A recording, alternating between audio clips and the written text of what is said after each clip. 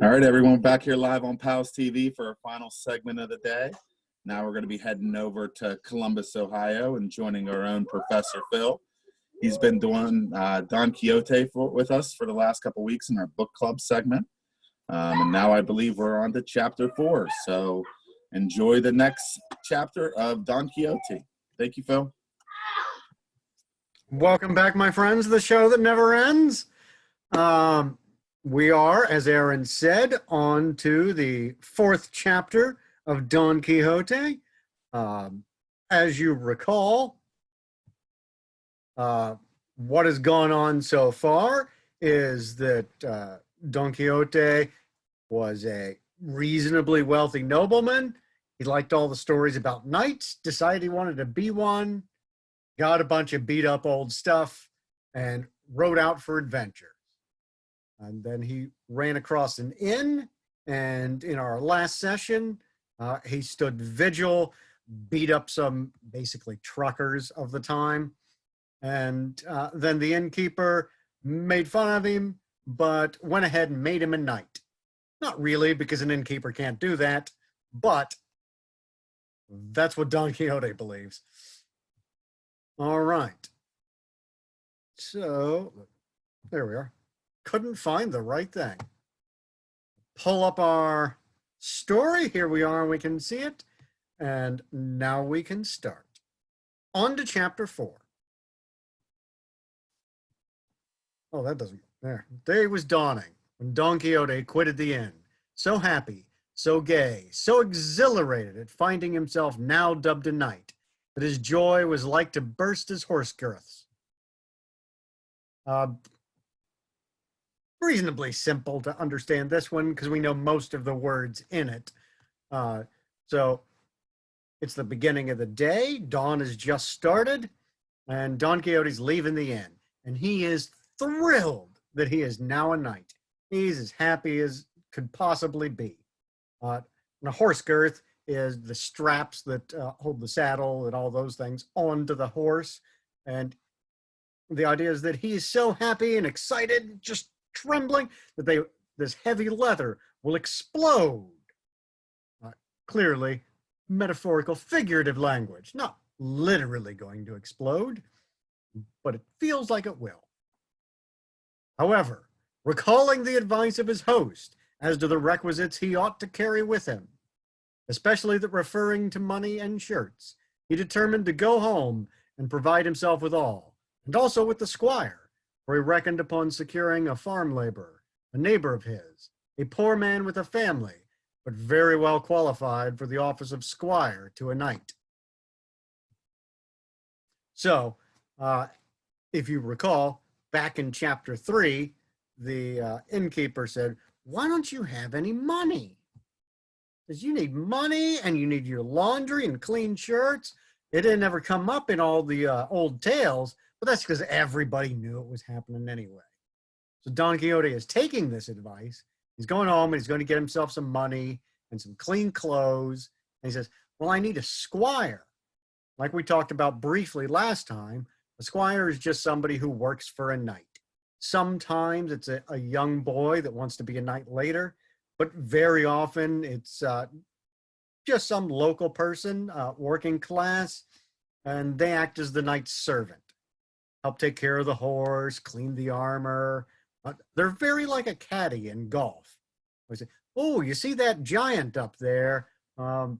Perhaps the axe this time, sir, rather than the broadsword. That kind of thing.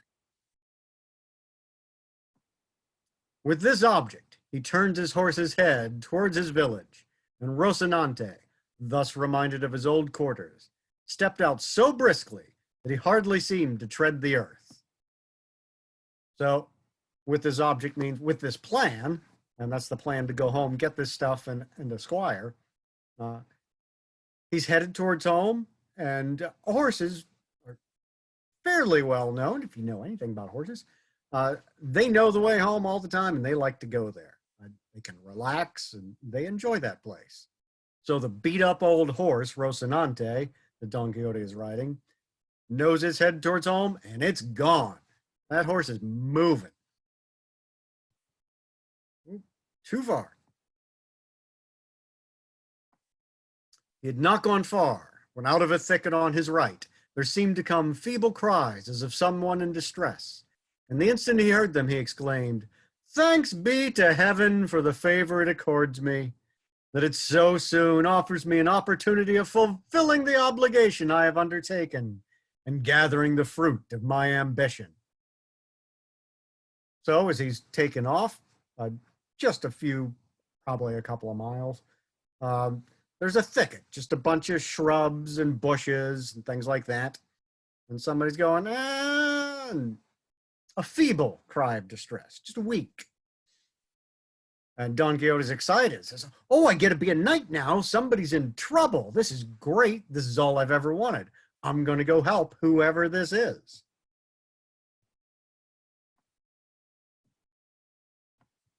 These cries, no doubt, come from some man or woman in want of help and needing my aid and protection.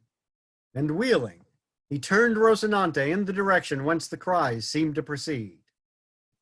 There says, "Oh, whatever this yelling is, somebody needs help. I'm going to go help him." And he turns the horse towards where he hears the sound.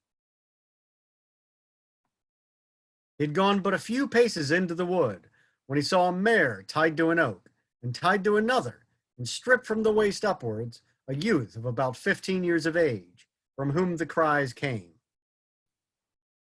So he walks into this thicket and he sees there's a horse tied up to a tree and a young boy, a teenager, who is also tied to a tree. And the young boy's not wearing a shirt, and he's the one crying out. Nor were they without cause, for a lusty farmer was flogging him with a belt and following up every blow with scoldings and commands, repeating, "Your mouth shut and your eyes open," while the youth made answer, "I won't do it again, master mine. By God's passion, I won't do it again, and I'll take more care of the flock another time." So from what this conversation is that we hear, apparently the young boy is a farmhand, and he was looking after a flock, we assume of sheep or goats. That's what we usually talk about with the flock. And he must have let him go, and they ran off and got into trouble. And now the farmer that he works for is beating him with a belt, which is not a very polite way to behave. Oh, that went really far. Here we are. Seeing what was going on, Don Quixote said in an angry voice, "Discourteous knight, it ill becomes you to assail one who cannot defend himself. Mount your steed and take your lance," for there was a lance leaning against the oak to which the mare was tied, "and I will make you know that you are behaving as a coward." Don Quixote says, "It's not okay you tie somebody up and beat him with a belt. If you're going to be doing that kind of thing, I'm going to have something to say about it.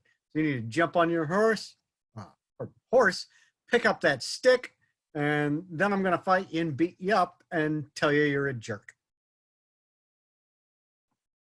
The farmer, seeing before him this figure in full armor, brandishing a lance over his head, gave himself up for dead and made answer meekly, "Sir knight, this youth that I am chastising is my servant, employed by me to watch a flock of sheep that I have hard by, and he is so careless that I lose one every day. And when I punish him for his carelessness and knavery, he says I do it out of niggardliness, to escape paying him the wages I owe him, and before God and on my soul, he lies." So the farmer has no idea who Don Quixote is, doesn't know that he's just this old guy on a beat-up horse. He just sees a guy with weapons covered in armor. He's like, "Oh, Lord, this guy's going to beat me up. I don't want any part of that."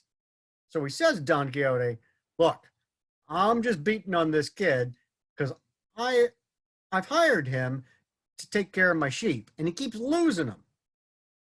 And so, I yell at him and punish him, and every time I say that he's going to get punished, the boy says, 'Oh, you're doing this because you're cheap and you don't want to pay me.' He says, no, that's not why I'm doing this at all. It's because I don't want to lose sheep." on down. Nope, I went too far down. Back up just a bit. Lies before me, base clown, said Don Quixote. By the sun that shines on us, I have a mind to run you through with this lance. Don Quixote says, I don't believe nothing you're saying. It ain't okay that you're beating on this kid. And you know what? I'm going to stab you with this great big lance that I've got. Pay him at once without another word. If not, by the God that rules us, I will make an end of you and annihilate you on the spot. Release him instantly. Don Quixote says, you let him go and you give him all the money you owe him, or I'm going to kill you. Which seems also a bit excessive on Don Quixote's part. But that's the kind of knight thing to do that he read about. The farmer hung his head and without a word untied his servant, of whom Don Quixote asked how much his master owed him. The farmer doesn't want any of that. He says, okay, I'm untying the boy. Lets him go. And Don Quixote says, hey, farm boy, how much this guy owe you?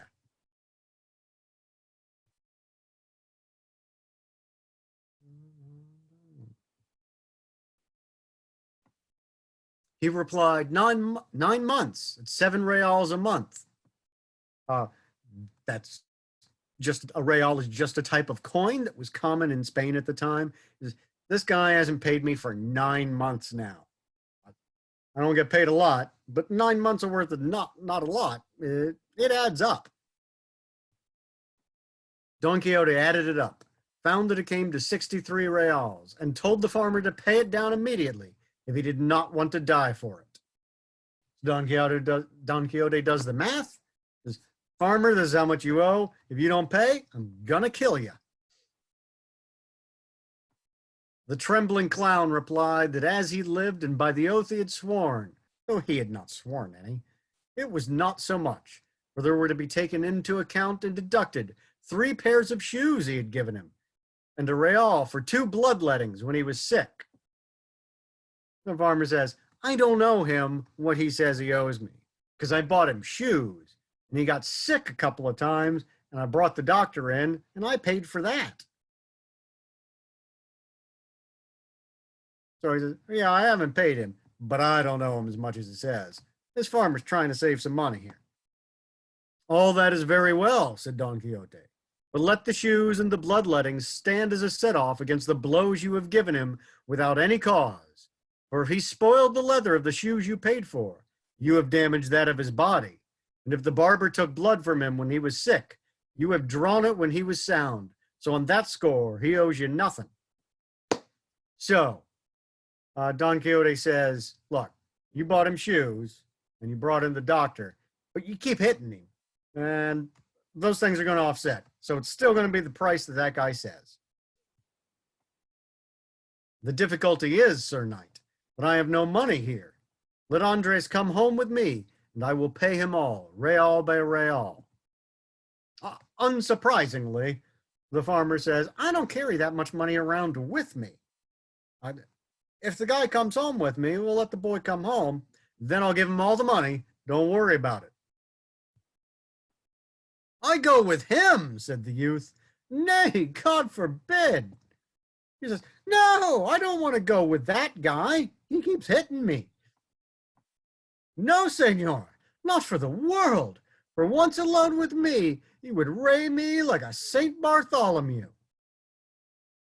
He says, if I go home with this guy, he's going to beat me more than I've ever been. He's going to rip the skin right off my back. He will do nothing of the kind, said Don Quixote. I have only to command, and he will obey me. And as he has sworn to me by the order of knighthood, which he has received, I leave him free, and I guarantee the payment. So again, Don Quixote thinks anybody that looks like they're pretty well off must be a knight. And he thinks that the farmer's a knight. And if a knight tells you something, then of course it's got to be true. They take an oath to be honest. So since Don Quixote believes the farmer's a knight, he's sure that the farmer is telling him the truth.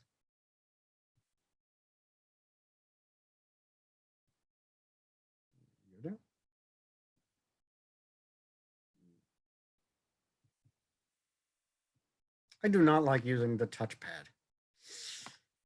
Consider what you are saying, senor, said the youth. This master of mine is not a knight, nor has he received any order of knighthood, for he is Juan Haldaldo, the rich, of Quintanar. So he said, that guy's not a knight. He's just a rich farmer. That's it. That matters little, replied Don Quixote. There may be Haldaldo's knights.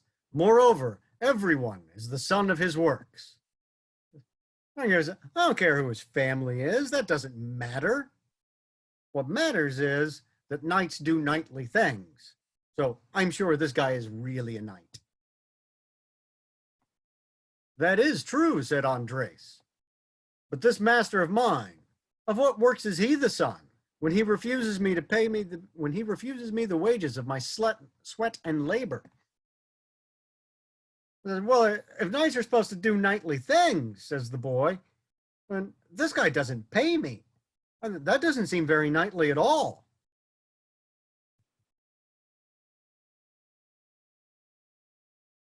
Oh, that's difficult. Here we go. I do not refuse, brother Andres, said the farmer. Be good enough to come along with me, and I swear by all the orders of knighthood there are in the world, to pay you as I have agreed, real by real, and perfumed. So the farmer basically sees a way out of this and says, I'm going to pretend to be a knight for this crazy guy that threatens to kill me, and I'll just tell him all this stuff. So he says, oh yeah, I'm definitely a knight. And I give you my promise as a knight, I'm going to pay this kid. And then I'm going to wash him and give him something to smell nice, make sure he's clean, and send him on his way. For the perfumery, I excuse you, said Don Quixote. Give it to him in reals, and I shall be satisfied. And see that you do as you have sworn. If not, by the same oath, I swear to come back and hunt you out and punish you. And I shall find you, though you should lie closer than a lizard. Don Quixote says, yep, don't worry about cleaning him up and all that fancy stuff. Just pay him what you owe him. That's all that needs to happen. And if you don't, I'm going to hunt you down and give you a beating.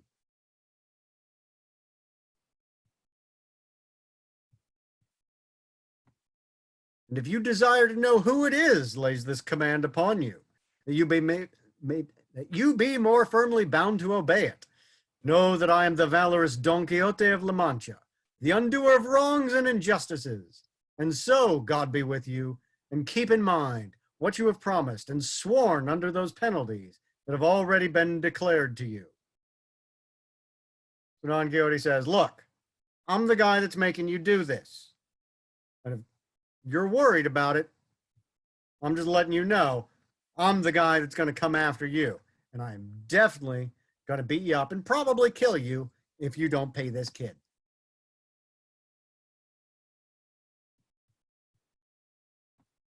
So saying, he gave Rocinante the spur and was soon out of reach. Don Quixote says, all right, I've threatened the guy, that's fine. And he jabs his horse with his spurs, which we talked about were a very unique symbol of knighthood, the last thing you got to make your horse go faster. And then he just takes off, headed home. The farmer followed him with his eyes. When he saw that he had cleared the wood and was no longer in sight, he turned to his boy Andres and said, come here, my son. I want to pay you what I owe you, as that undoer of wrongs has commanded me. The farmer waits until he can't see Don Quixote, and Don Quixote can't see him. He says, come here, little boy. You're going to get what's coming to you. My oath on it, said Andres. Your worship will be well advised to obey the command of that good knight. May he live 1,000 years. For, as he is a valiant and just judge, by Roque, if you do not pay me, he will come back and do as he said. So the boy, as we do, is suspecting that something's up, and this farmer's not really going to pay him. The boy says, look, I'm pretty sure this guy's going to come back and beat you up if you don't pay me. So you better watch it.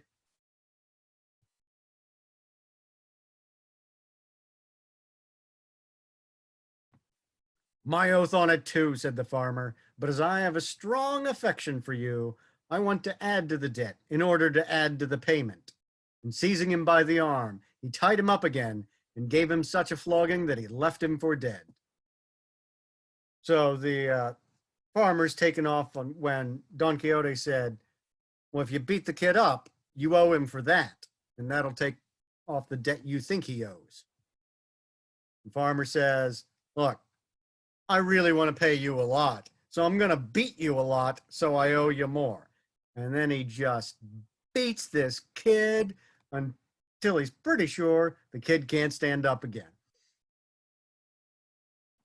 Now, Master Andres, said the farmer, call on the undoer of wrongs. You will find he won't undo that, though I am not sure that I have quite done with you, for I have a good mind to flay you alive. The farmer says, yeah, where's your knight now? He's gone. He's not going to do anything. And he's definitely not going to fix the beating I just gave you. And I'm not sure I don't want to beat you some more. But at last he untied him and gave him leave to go look for his judge in order to put the sentence pronounced into execution. I said, look, you think you can go find Don Quixote? Go, take off. I don't care anymore. The farmer, not a very nice person.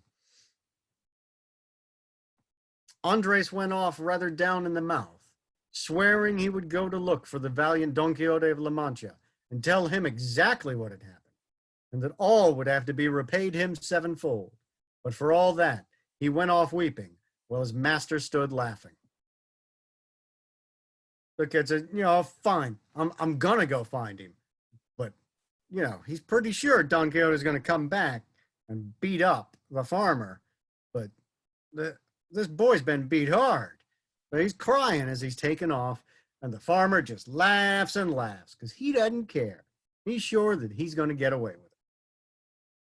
Thus did the valiant Don Quixote right that wrong, and thoroughly satisfied with what had taken place, as he considered he had made a very happy and noble beginning with his knighthood, he took the road toward his village in perfect self-content, saying in a low voice, well mayest thou this day call thyself fortunate above all on earth, O Dulcinea del Toboso, fairest of the fair, since it has fallen to thy lot to hold subject and submissive to thy full will and pleasure, a knight so renowned as is and will be Don Quixote of La Mancha, who, as all the world knows, yesterday received the order of knighthood, and hath today righted the greatest wrong and grievance that ever injustice conceived and cruelty perpetrated, who hath today plucked the rod from the hand of yonder ruthless oppressor, so wantonly lashing that tender child.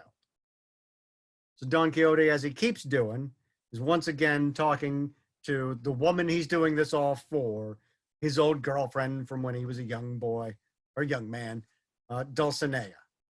And he's, even though she's not there, he's talking to her and saying, haven't I done a great job? I just became a knight yesterday, and I saved that kid. This is great.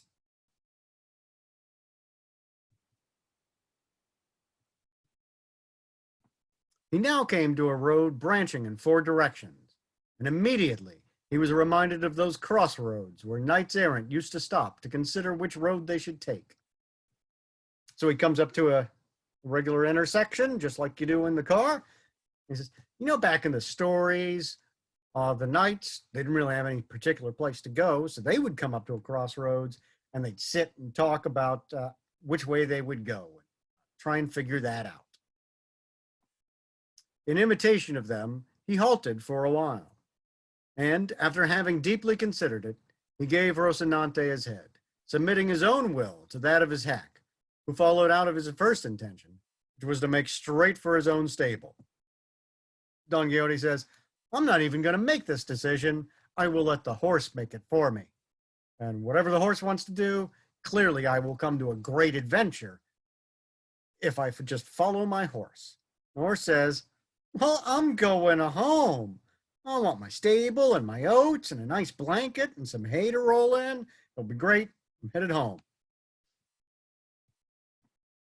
After he had gone about 2 miles, Don Quixote perceived a large party of people who, as afterwards appeared, were some Toledo traders on their way to buy silk at Mercia.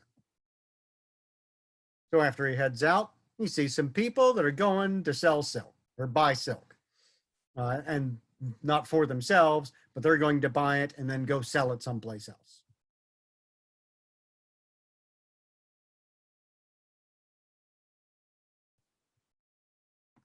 There were 6 of them coming along under their sunshades, with 4 servants mounted and 3 muleteers on foot. You've got 6 traders, and they're clearly all on horses, and they've got parasols so they don't get burned by the sun. It's a wise idea. Protect yourself from the sun. Not today, since it's raining. And they've got 4 servants with them that are also riding horses that are going to help carry all the silk when they get it, and also do all the servanty stuff, like feed them and wash their clothes and things like that. And they've got some mules that are going to carry all the silk, and 3 people walking, and the 3 people walking's job is to take care of the mules. Scarcely had Don Quixote described them when the fancy possessed him that this must be some new adventure, and to help him imitate as far as he could those passages he had read of in his books, here seemed to come one made on purpose, which he resolved to attempt. Don Quixote's not sure what's going on here, but it's definitely an adventure. Like, oh, what excitement. I just saved this kid. I'm going to have a new adventure. So he heads on and goes to encounter these merchants. So, with a lofty bearing and determination, he fixed himself firmly in his stirrups, got his lance ready, brought his buckler before his breast, and planting himself in the middle of the road, stood waiting the approach of these knights errant, for such he now considered and held them to be. When they had come near enough to see and hear, he exclaimed with a haughty gesture, "All the world stand, unless all the world confessed that in all the world there is no maiden fairer than the Empress of La Mancha, the peerless Dulcinea del Toboso." So Don Quixote says, well, these must be knights. So he gets ready to fight and says, all right, either you're all going to say that my girlfriend is the prettiest girl in the world, or I'm going to beat you up and you got to fight me.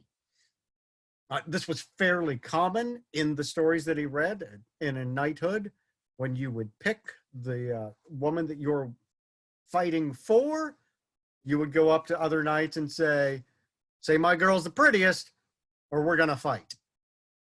Rather like a 50s film.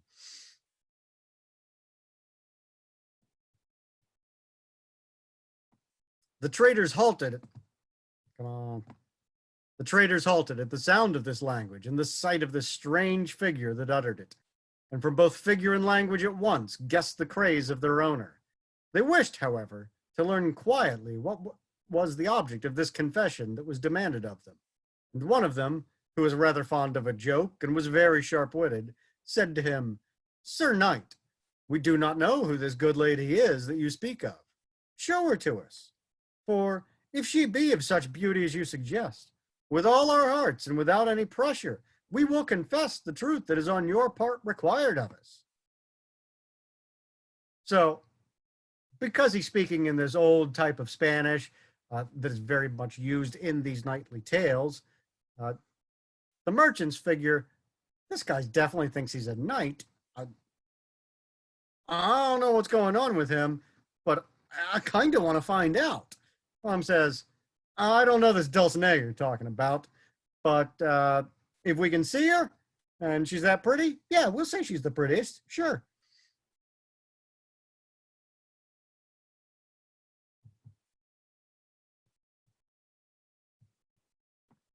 If I were to show her to you, replied Don Quixote, what merit would you have in confessing a truth so manifest? Don Quixote says, well, I could show her to you. But then if you say she's the prettiest, you've seen that. That's not a big deal. If you've seen the prettiest girl in the world and you say she's the prettiest girl in the world, that's not a big deal.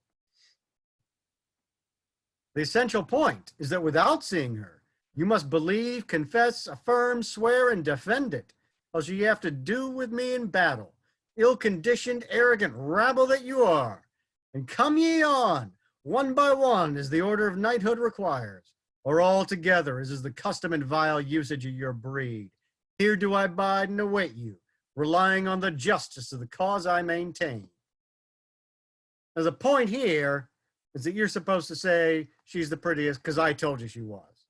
If you're not going to do that, then come at me. Either 1-1 or I'll take you all together. It does not, in fact, say, one hand tied behind my back. You can kind of hear him saying.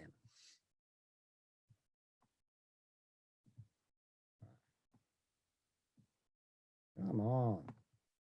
Sir Knight, replied the traitor, I entreat your worship in the name of this present company of princes, that to save us from charging our consciences with the confession of a thing we have never seen or heard of, and one moreover so much to the prejudices of the empresses and queens of the Alcaria and Estremadura, your worship will be pleased to show us some portrait of this lady. It will be no bigger than a grain of wheat, or by the thread one gets at the ball. And in this way, we shall be satisfied and easy, and you will be content and pleased. Nay, I believe we are already so far agreed with you, that even though her portrait should show her blind of one eye, and distilling vermilion and sulfur from the other, we would nevertheless, to gratify your worship, say all in her favor that you desire. The merchant says, look, I've seen a lot of pretty women, and I don't want to insult them by saying your girl's the prettiest, but you're clearly such a great knight that if you show me any kind of evidence that your Dulcinea is the prettiest, even if she obviously isn't, if she's got one eye ripped out and the other bleeds and has pus out of it, I'm still going to say she's the prettiest because you're a really good knight.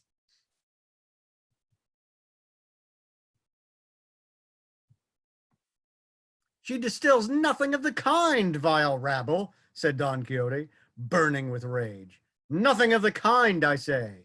Only ambergris and civet and cotton. Nor is she one-eyed or humpbacked, but straighter than a Guandarma spindle. For ye must pay for the blasphemy you have uttered against beauty like that of my lady. She's not bleeding out of her eyes and pussy. She's beautiful and wonderful, and everything that comes out of her is great. And because you said that she's bleeding and pussy out of one eye, now I'm going to fight you.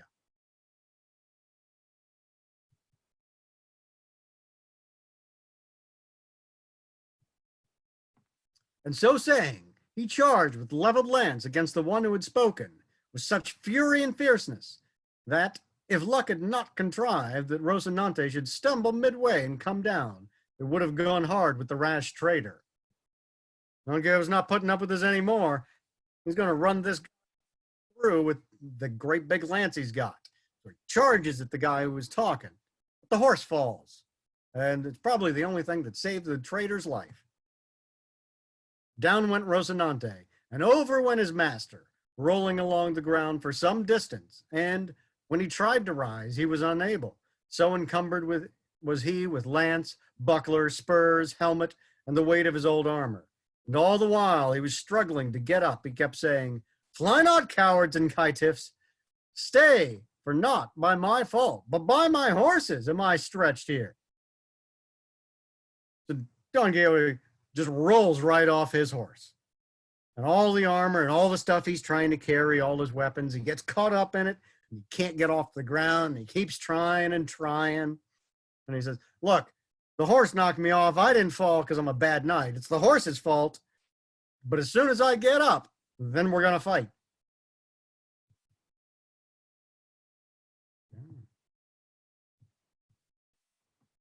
One of the muleteers in attendance, who could not have had much good nature in him, hearing the poor prostrate man blustering in the style, was unable to refrain from giving him an answer on his ribs.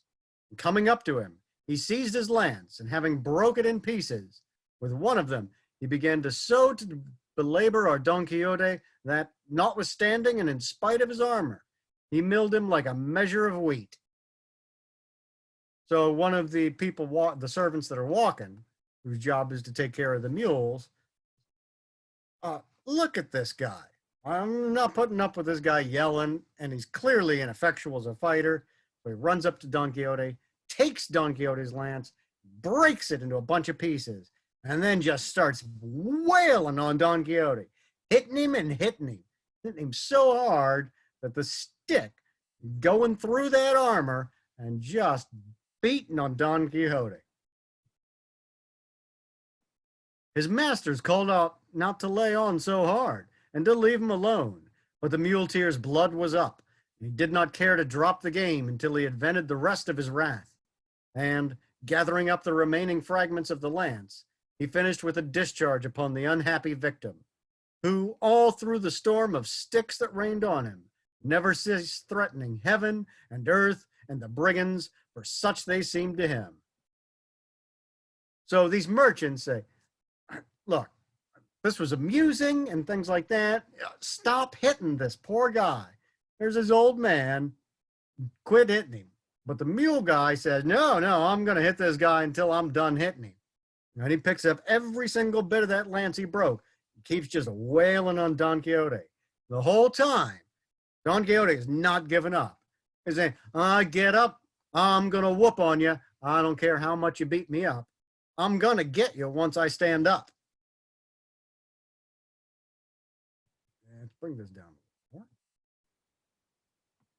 At last, the muleteer was tired, and the traders continued their journey, taking with them matter for talk about the poor fellow who had been cudgeled.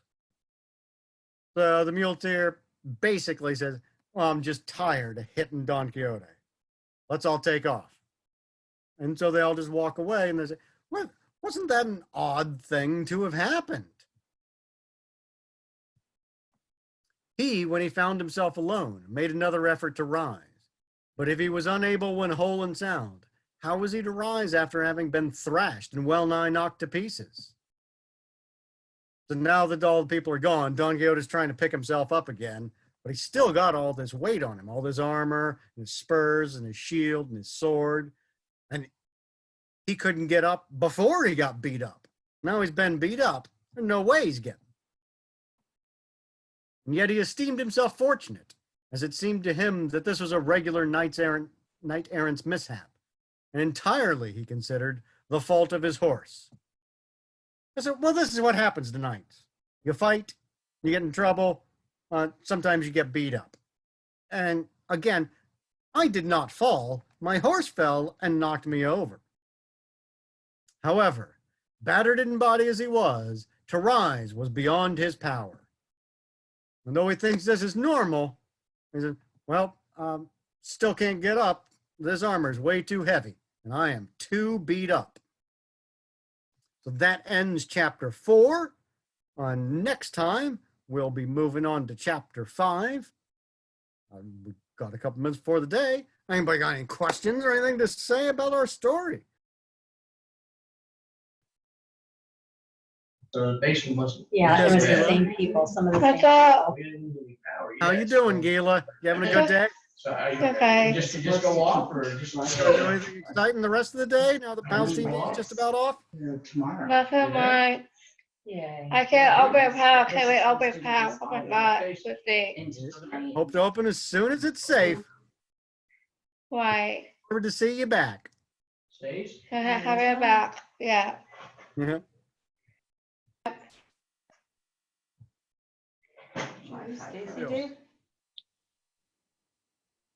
How are you, Alex? How's it going, Phil? Indiana Jones.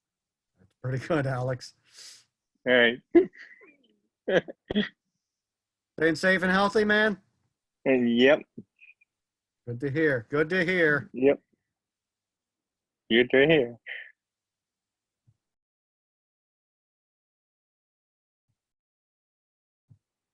Anybody else got anything exciting to talk about? I love seeing everyone on here. So Josh, Caitlin, Gila, Alex, Crystal, thank you for getting on. Love seeing your faces and everyone else who has joined us throughout the day. Phil, I love hearing Don Quixote's adventures and takes us on a very wild ride. It's interesting, but it's a fun story to follow. So thank you for doing that each week. If you wanted to go back in the meantime and watch any of those previous episodes and see chapters either 1, 2, and 3, find out how we got to chapter 4, you can do that on our website under the PALS TV schedule and check out those previous videos. And it looks like today's going to be pretty rainy. So it's a good idea to sit at home and check out some of those previous segments. So thanks again, Phil. Wonderful job as always. And that wraps up our day here on PALS TV. So have a great rest of your night and come back and see us tomorrow morning. Bye, everyone. We'll see you, gang.